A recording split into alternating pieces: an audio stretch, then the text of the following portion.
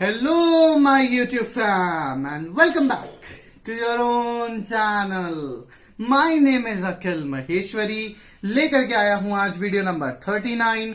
आज हमारा टॉपिक है changing role of public sector. आपकी एनसीईआरटी बुक को फॉलो करते हुए ये है पेज नंबर 68 एंड बोल दो ना slogan, study together grow together. देखो, एक बहुत इंपॉर्टेंट चीज जो मैं आपको समझा दूं कि मैं एनसीईआरटी बुक का पेज नंबर यहां मेंशन कर रहा हूं, उसको फॉलो कर रहा हूं, बट इसका मतलब ये नहीं है कि आपको एनसीईआरटी बुक से ही पढ़ना है. आप किसी भी बुक से पढ़ सकते हो. और इसका मतलब ये भी नहीं है कि मुझे सिर्फ एनसीईआरटी बुक से ही नोट्स डालने हैं. मैं किसी भी बुक से, किसी भी आर्टिकल से नोट्स डाल सकता हूं.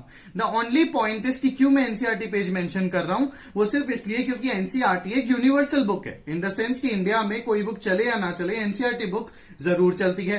तो हर कोई बेसिकली हमारे साथ चल सके, इसीलिए एनसीईआरटी बुक को मैं एनसीईआरटी बुक के पेज नंबर में मेंशन करता हूं. ठीक है, तो देखो, आज हम पढ़ने वाले changing role of public sector. इस चैप्टर में private, public and global enterprises में हमने पब्लिक एंटरप्राइजेस के बारे में पढ़ लिया कि ये 3 पार्ट्स में डिवाइडेड थे. डिपार्टमेंटल अंडरटेकिंग, स्टैट्यूटरी कॉर्पोरेशन या पब्लिक कॉर्पोरेशन, तीसरा क्या था, गवर्नमेंट कंपनी. तो चलो इस टॉपिक को समझते हैं. देखो, पब्लिक सेक्टर का जो रोल है, मतलब पब्लिक सेक्टर का एक्चुअली क्या रोल प्ले किया है पब्लिक सेक्टर ने हमारी इकोनॉमी में, यानी गवर्नमेंट सेक्टर ने क्या रोल प्ले किया है, तो ये काफी उथल पुथल भरा रहा है. कभी ऊपर, कभी नीचे, कभी हाई, कभी लो चलता रहा है, टाइड्स के जैसे. ठीक है, तो ये सब समझने से पहले आपको एक पूरी स्टोरी समझाता हूं. ठीक है, ध्यान देना, एक बहुत अच्छी इंटरेस्टिंग स्टोरी है. 1947 में हमारा देश आजाद हुआ था. तो सबसे पहला फेज हमारी इकोनॉमी को डेवलप करने का यही था, 1947 से लेकर 1990 तक. भाई 1947 से पहले तो हमारे हाथ में कुछ था ही नहीं ना, तो हम क्या इकोनॉमी को डेवलप करते. तो जब हम इंडिपेंडेंट हुए तो पहला काम हुआ हमारा इकोनॉमी को डेवलप करना. तो हमने एक चीज तो उस दिन, जिस दिन हम आजाद हुए, गांठ बांध ली थी हमने, मतलब हमारी सरकार ने, कि भाई बाहर के लोगों को तो हम बिजनेस करने देंगे ही नहीं, क्योंकि ऑलरेडी हमारा एक्सपीरियंस बहुत खराब हो चुका था. ईस्ट इंडिया कंपनी आई थी बिजनेस करने और यहां पर उसने इंडिया को अपनी कॉलोनी बना लिया था. तो अब जो भी करना था, इंडियंस को ही अपनी इकोनॉमी को खुद डेवलप करना था. और 2 सेक्टर थे यहां पे, या तो पब्लिक सेक्टर यानी गवर्नमेंट सेक्टर, या प्राइवेट सेक्टर. ठीक है, यानी कि कोई इंडिविजुअल जो चलाता हो. अब प्राइवेट सेक्टर ने क्या किया, बड़े बड़े जगह पर इन्वेस्टमेंट करने से मना कर दिया. उन्होंने कहा कि जहां बड़ा इन्वेस्टमेंट होगा वहां हम नहीं करेंगे, हम उस जगह हाथ डालेंगे जहां प्रॉफिट्स होंगे. ऑब्वियसली प्राइवेट सेक्टर तो वही करेगा ना, वही काम करेगा जहां प्रॉफिट होगा. लेकिन पब्लिक सेक्टर को तो सब कुछ संभालना था ना. तो इस चीज को, इंडियन इकोनॉमी को डेवलप करने का बेड़ा उठाया पब्लिक सेक्टर ने. ठीक है, गवर्नमेंट सेक्टर ने. और गवर्नमेंट ने 1947 से लेकर 1990 तक इंडिया के इंफ्रास्ट्रक्चर को डेवलप किया. 5 ईयर प्लान्स बनाए. 5 ईयर प्लान क्या होते थे, आप पढ़ते आए हो कि गवर्नमेंट क्या करती थी कि आने वाले 5 सालों में क्या करना है, उस चीज को पेन डाउन कर लेती थी, लिख लेती थी और उन गोल्स को अचीव करने की कोशिश करती थी. सो 1947 टू 1990 के इस फर्स्ट फेज में 1970, 75, 80 तक काफी स्ट्रांग रोल रहा पब्लिक सेक्टर का हमारी इकोनॉमी में. लेकिन 1980 के बाद हमारी इकोनॉमी स्लो डाउन होने लगी. हमने IMF, इंटरनेशनल मॉनेटरी फंड और वर्ल्ड बैंक से बहुत सारा कर्जा ले रखा था, हमें उसे भी चुकाना था और हमें और पैसे की जरूरत थी. तो ऐसे में वर्ल्ड बैंक ने भी हमें एक सजेशन दिया कि हमें अब हमारी इकोनॉमी को खोल देना चाहिए, इसे ओपन कर देना चाहिए. जो हमने रिजर्व इकोनॉमी पॉलिसी अपना रखी है ना, कि सिर्फ इंडियंस ही बिजनेस कर पाएंगे, कोई मल्टीनेशनल कंपनी नहीं आएगी, वैसे तो थी पर बहुत सारे लाइसेंसेस लेने पड़ते थे उन्हें. पूरा लाइसेंस सिस्टम चलता था ना, लाइसेंस राज कह लो. 100 से ज्यादा लाइसेंस लेने पड़ते थे छोटे से छोटे बिजनेस को भी स्टार्ट करने के लिए. तो इस चीज को चेंज करना बहुत जरूरी था. अब जो था, हमारी इकोनॉमी को हमें डेवलप करना था. हमने 1947 से 1990 तक इकोनॉमी को रीस्ट्रक्चर तो कर लिया था, अब डेवलपमेंट की बारी थी, अब आगे बढ़ना था. ठीक है, तो ऐसे में 2 लेजेंड्स जिसे कहा जाता है, जिनमें से एक लेजेंड को तो आप बहुत अच्छे से जानते हो, उन 2 लेजेंड्स ने मिल करके एक नई पॉलिसी लेकर के आए. उस पॉलिसी का नाम था न्यू इकोनॉमिक पॉलिसी 1991. इसके बारे में आप 10th में भी पढ़ चुके हो, 9th में भी पढ़े होंगे, 11th में भी पढ़ोगे, 12th में भी, एंड कॉमर्स में जब भी पढ़ोगे इस पॉलिसी के बारे में जरूर पढ़ोगे, क्योंकि बहुत इंपॉर्टेंट है. ठीक है, तो वो जो 2 थे, वो जो 2 लीडर थे, वो थे उस टाइम के prime minister PV Narasimha Rao, और इनका नाम आपने सुना है, दूसरी हस्ती का, ये थे उस टाइम के finance minister doctor Manmohan Singh. जी हाँ, before becoming the prime minister of India he was the finance minister of India, और बड़े अच्छे इकोनॉमिस्ट माने जाते हैं ये। इंडिया की इकोनॉमी को समझना है तो इनसे क्लास लो, अगर आप लकी इनफ हो तो इन दोनों ने मिलकर के, और बेसिकली इनकी पूरी टीम ने मिलकर के, लीडर्स ये दो थे, इन्होंने मिलकर के एक पॉलिसी लेकर के आए, द न्यू इकोनॉमिक पॉलिसी 1991, जिसके अंडर 3 टर्म्स आए, एलपीजी, लिक्विफाइड पेट्रोलियम गैस, नहीं भोंदू, इसका मतलब था लिबरलाइजेशन, प्राइवेटाइजेशन, ग्लोबलाइजेशन। लिबरलाइजेशन के अंदर क्या हुआ, देखो ये टॉपिक इतना बड़ा है कि रात हो जाएगी पर ये टॉपिक खत्म नहीं होगा, कोशिश करूंगा शॉर्ट में समझाने की। लिबरलाइजेशन का मतलब था रिमूवल ऑफ ट्रेड बैरियर्स या डी लाइसेंसिंग कह लो, मतलब कि पहले बिजनेस करने के लिए बहुत सारे लाइसेंस की रिक्वायरमेंट होती थी। लिबरलाइजेशन की पॉलिसी अडॉप्ट करने के बाद हमें लाइसेंस की जरूरत नहीं थी, ठीक है, यानी कि अब कोई भी बिजनेस कर सकता था और बहुत सारे लाइसेंसेस जो पहले चाहिए थे अब नहीं चाहिए होते थे। ट्रेड बैरियर्स, एंट्री गेट्स हमने खोल दिए थे, बाहर की कंपनीज यहां आकर के बिजनेस अब एस्टैब्लिश कर सकती थी। अब इंडिया में बिजनेस करना आसान था, हमने हमारी रिजर्व इकोनॉमी से ओपन इकोनॉमी पर आ गए थे। देन प्राइवेटाइजेशन, प्राइवेटाइजेशन का मतलब क्या, transferring sick units to private sector. I am sorry, sick units का मतलब मैंने आपको बताया था, ये वो पब्लिक सेक्टर यूनिट्स थी, पीएसयू थी, जो कि फेल हो रही थी कॉन्स्टेंटली, प्रॉफिट्स नहीं दे रही थी, ये बीमार थी, इसीलिए इन्हें सिक यूनिट्स कहा गया। तो जो फेल हो रही थी उनको हमने प्राइवेट प्लेयर्स के हाथ में दे दिया कि भैया हमसे नहीं संभल रही, लो तुम देख लो, तुमसे हो जाए तो प्राइवेटाइजेशन का मतलब क्या हुआ, हमने रिजर्व इकोनॉमी से ओपन इकोनॉमी में आए। पहले बहुत सारी चीजें सिर्फ और सिर्फ पब्लिक सेक्टर को करना अलाउ थी, बहुत सारी चीजें मतलब बहुत सारे बिजनेसेस, अब प्राइवेट सेक्टर भी वो बिजनेस कर सकता था। देन थर्ड आया ग्लोबलाइजेशन, लिबरलाइजेशन का ही रिजल्ट निकला ग्लोबलाइजेशन, कि जैसे ही हमने ट्रेड बैरियर्स खोल दिए, एंट्री गेट्स खोल दिए, बाहर की एमएनसीज को वेलकम किया कि आओ इंडिया में ट्रेड करो, आओ इंडिया में बिजनेस करो, तो हजारों बहुत सारी जो कंपनीज थी वो इंडिया में आई, making the whole world a global place, a global village. ठीक है, आया आपको समझ में लिबरलाइजेशन, प्राइवेटाइजेशन, ग्लोबलाइजेशन। तो देखो, जब हमने लिबरलाइजेशन, प्राइवेटाइजेशन, ग्लोबलाइजेशन की पॉलिसी अडॉप्ट कर ली तो हमें पता चला कि बहुत सारी पब्लिक सेक्टर यूनिट्स, हमारी इकोनॉमी इसलिए स्लो डाउन हो रही है 1980s के बाद से, बिकॉज बहुत सारे पब्लिक सेक्टर ऐसे थे जो एक्चुअली परफॉर्म नहीं कर रहे थे, वर्क नहीं कर रहे थे।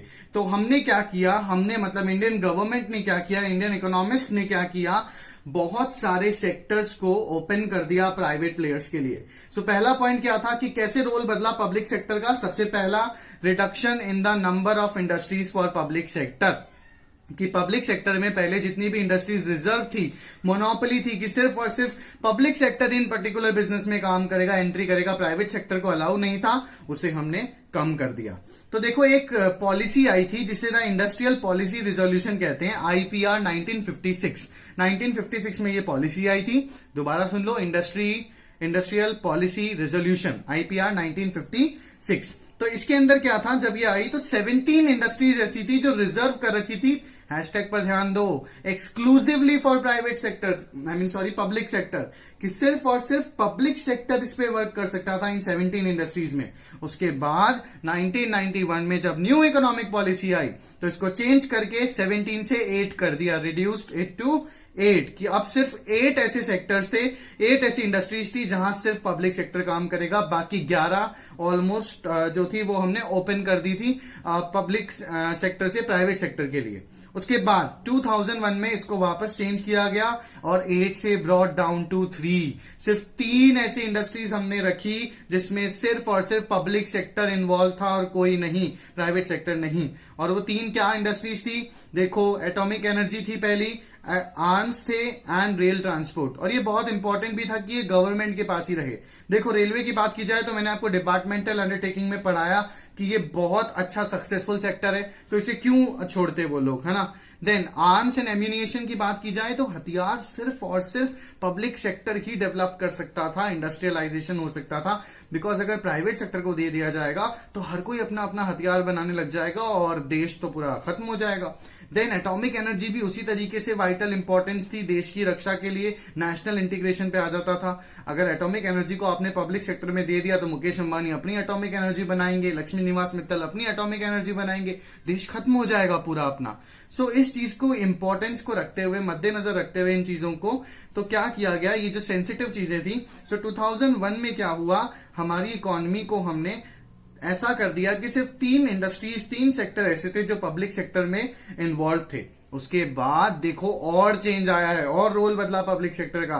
2015 में ये 3 भी 2 हो गए हैं। कौन कौन से समझना, आज एटॉमिक एनर्जी और आर्म्स एंड एम्यूनिशन, ये जो 2 इंडस्ट्रीज हैं ये सिर्फ और सिर्फ पब्लिक के पास है, यानी गवर्नमेंट की मोनोपोली है इस पे। उसके अलावा रेलवे जो है हमने प्राइवेटाइज कर दिया है।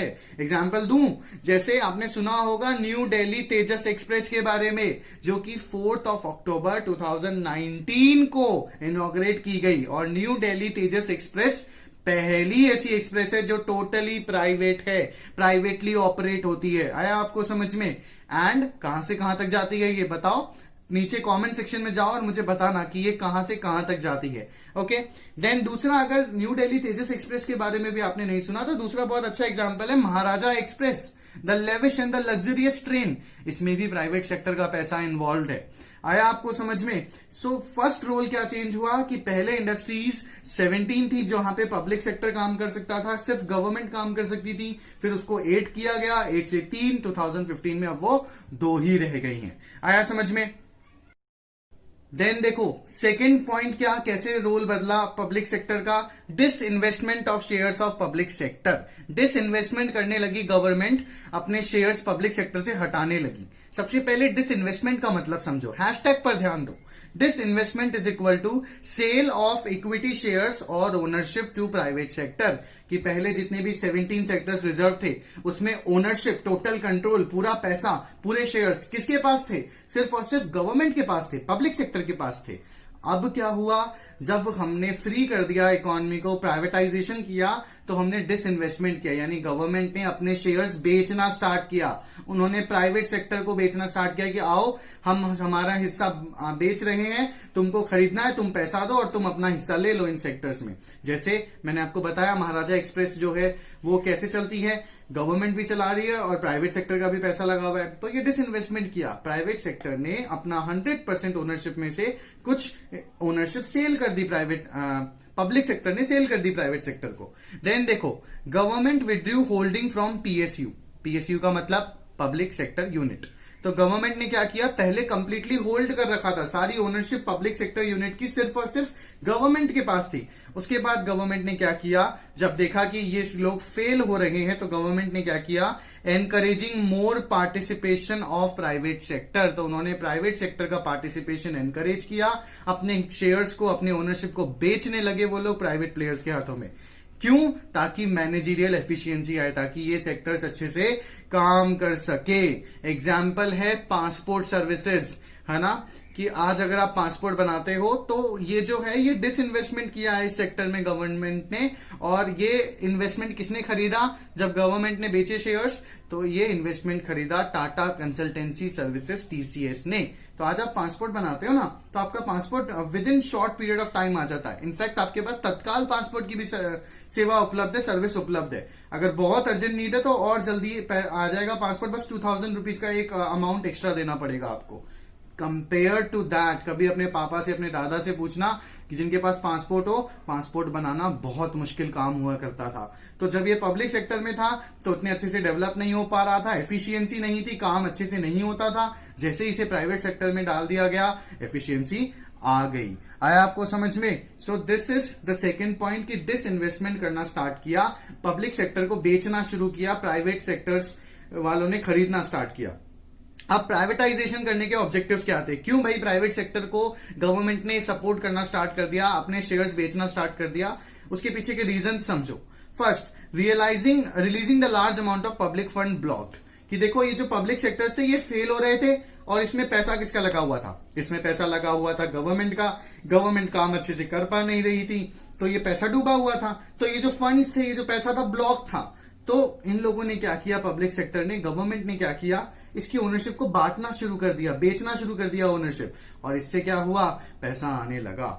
समझो, एक छोटा सा एग्जांपल है यार, अगर आपके पास एक स्कूटर है, से फॉर एग्जांपल, ठीक है, आप उसे बहुत सालों से पाल रहे हो, वो चलता नहीं है, पर आपने पाल रखा कि नहीं यार मेरा स्कूटर है, मेरा प्यारा स्कूटर है, मेरा बच्चा, मेरा बहुत अच्छा स्कूटर, ठीक है, आपको बड़ा प्यार है उससे, लेकिन वो चल भी तो नहीं रहा है, तो क्या हुआ, आपने जो पैसा लगा रखा है उस पर वो ब्लॉक्ड है, किसी काम का वो पैसा नहीं है ना, ऑलमोस्ट फेल है। तो आपने अगर उस स्कूटर को बेच दिया, तो स्कूटर को बेचने से क्या होगा, उस स्कूटर पे लगाया हुआ आपका पैसा जो ब्लॉक था वो वापस आपके पास आ जाएगा, और आप एक नई स्कूटी या नई एक्टिवा खरीद सकते हो। तो उसी तरीके से गवर्नमेंट ने भी तो यही किया कि जो पब्लिक सेक्टर्स पीएसयू काम नहीं कर रहे थे उनको बेच डाला और प्राइवेटाइजेशन कर दिया, मतलब प्राइवेट प्लेयर्स को बेच डाला, और उससे जो पैसा आया उसको कहीं और यूटिलाइज कर लिया। देन रिड्यूसिंग डेब्ट एंड इंटरेस्ट बर्डन। अब देखो, वो जो आपका स्कूटर है, मान लो वो पड़ा है, वो मेंटेनेंस भी मांगता है, आप उसमें ऑयल भी डलवाते हो, ग्रीजिंग भी करते हो उसकी, ठीक है।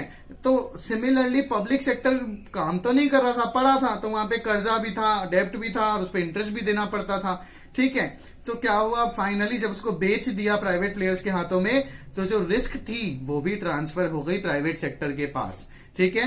So government control automatically reduce हो गया। अगर आपने अपना स्कूटर बेच दिया तो आपका कंट्रोल नहीं रहा आपके स्कूटर पे। सिमिलरली कोई पब्लिक सेक्टर यूनिट अगर गवर्नमेंट ने प्राइवेट प्लेयर को बेच दी तो किसका कंट्रोल रह गया उस पे, गवर्नमेंट का अब नहीं रहा, प्राइवेट प्लेयर्स का आ गया।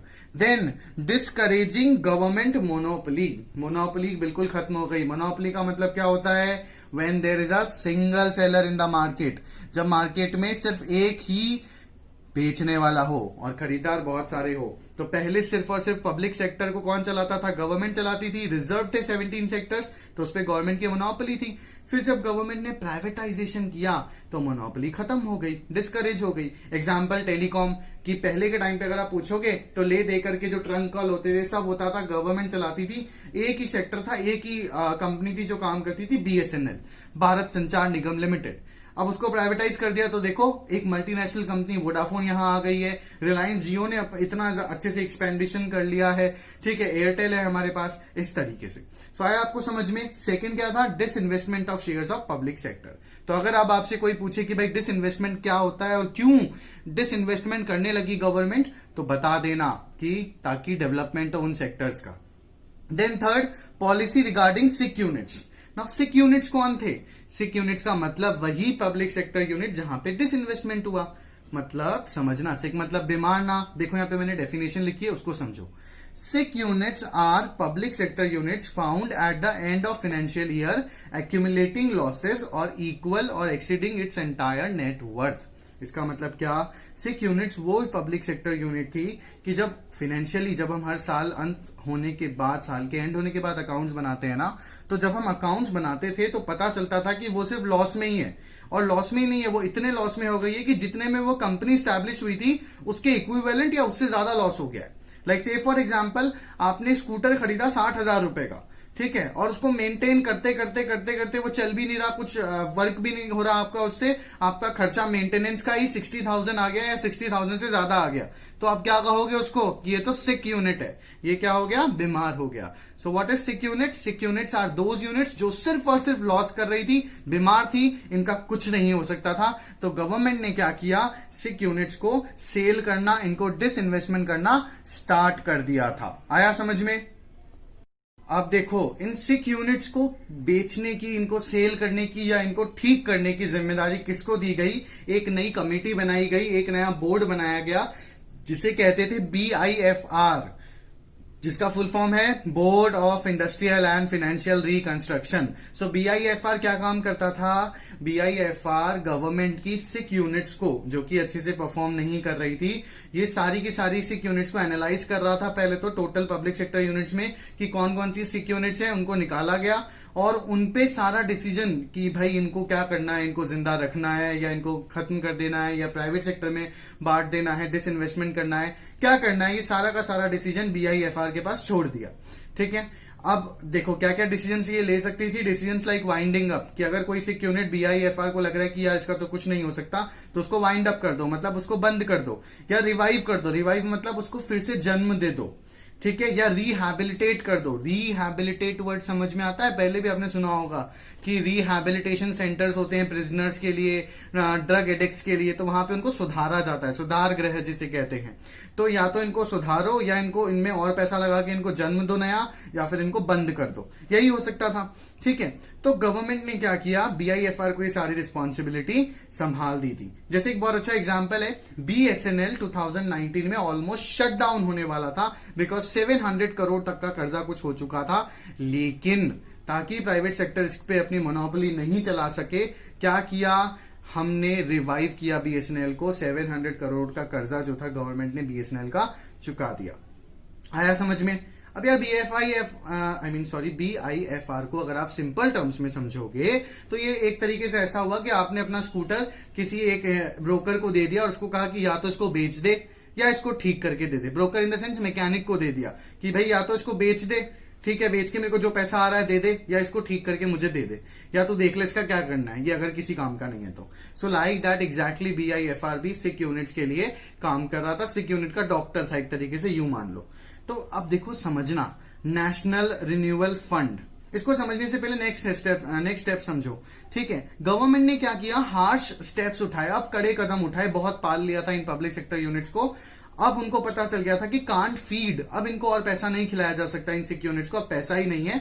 सो दो ही चीजें हो सकती हैं कि या तो सिक यूनिट्स खत्म हो जाएंगी या फिर सिक यूनिट्स को हेल्दी यूनिट्स में कन्वर्ट कर दिया जाएगा। यानी कि सर्वाइवल ऑफ द फिटेस्ट, कि जो सर्वाइव करेगी सिक यूनिट उसको जिंदा रखा जाएगा, नहीं तो बंद कर दिया जाएगा। अब समझना, सिक यूनिट्स में काम करने वाले एम्प्लॉयज का क्या, जो वहां पे काम कर रहे थे, तो गवर्नमेंट जिन सिक यूनिट्स को बंद करने वाली थी उन्होंने एक नई टेक्निक, एक नई तरकीब निकाली जिसे कहते थे national renewal fund. National renewal fund क्या करता था कि मान लो मैं किसी सिक यूनिट में काम कर रहा हूं और एकदम से वो सिक यूनिट गवर्नमेंट बंद करने वाली है, तो मेरी तो जॉब चली गई ना। तो ऐसे में गवर्नमेंट क्या कर रही थी, उन लोगों को पहले ही रिटायरमेंट बेनिफिट्स दे रही थी। यानी कि जब आप गवर्नमेंट सेक्टर में काम करते हो, आपने सुना होगा रिटायर होने के बाद आपको रिटायरमेंट बेनिफिट्स मिलते हैं, आपको एक पैसा कॉम्पेंसेशन दिया जाता है और मंथली आता है, आपके पास अलावेंसेस होते हैं। तो वो गवर्नमेंट ने क्या किया, बजाय सिक यूनिट में पैसा लगाने से अपने जो एम्प्लॉयज थे सिक यूनिट के, जो यूनिट्स बंद होने वाली थी, जो अब बेरोजगार होने वाले थे, उनको नेशनल रिन्यूअल फंड के नाम पर वो पैसा दे दिया ताकि वो भी, उनको भी ज्यादा नुकसान नहीं हो। आया समझ में? वो रिटायरमेंट के बाद मिलता उनको, वो उनको पहले ही मिल गया। So this was the third step that was taken by government.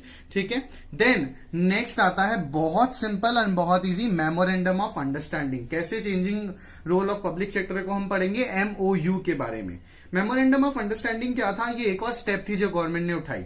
ठीक है, इसके अंदर क्या, पब्लिक सेक्टर को ऑटोनॉमी दी गई। हमने पढ़ लिया तीनों ही टाइप में, डिपार्टमेंटल में, स्टैट्यूटरी में और गवर्नमेंट में, की एक ही डिसएडवांटेज है, मिनिस्ट्री कंट्रोल बहुत ज्यादा है यहाँ पे। तो गवर्नमेंट ने क्या किया, पब्लिक सेक्टर को under memorandum of understanding autonomy दी। ठीक है, अंडरस्टैंडिंग मतलब इनको समझने की कोशिश की, इनको फ्रीडम दिया। ठीक है, targets to achieve and freedom. इन्होंने क्या किया, अब सिक यूनिट्स को, या जो यूनिट्स थी, गवर्नमेंट यूनिट्स थी, उनको टारगेट्स दे दिए अचीव करने के लिए कि भैया तुम्हें ये सारी चीजें इतने टाइम में अचीव करनी है और तुमको जैसे करना है वैसे करो। फ्रीडम भी दे दिया तुमको और अकाउंटेबल भी थे। अभी ऐसा नहीं था कि भाई चल रहा है, हो रहा है तो हो रहा है, नहीं हो रहा है तो नहीं हो रहा है। गवर्नमेंट ने टाइम दिया कि तुम हमें आंसर करोगे कि काम हुआ या नहीं हुआ, अगर नहीं हुआ तो बताओगे रीजन क्यों नहीं हुआ। और क्या हुआ, ऑटोनॉमी मिली तो जो अननेसेसरी इंटरफेरेंस था मिनिस्टर्स का वो भी खत्म हो गया। ठीक है, इसके कारण क्या हुआ, पब्लिक सेक्टर यूनिट में फ्रीडम आया तो वो अच्छे से काम करने लगे एंड उनके ऊपर चेक किया जाता था, मॉनिटर किया जाता था, हाईली अकाउंटेबल भी थे वो। तो पसंद आया अगर आपको तो लाइक करो, शेयर करो, सब्सक्राइब करो। नहीं पसंद आया है तो जाकर के कमेंट सेक्शन में अपनी क्वेरी पोस्ट करो। मिलता हूं आपसे अगले वीडियो में। Thank you so much for watching this video. Stay tuned and stay healthy.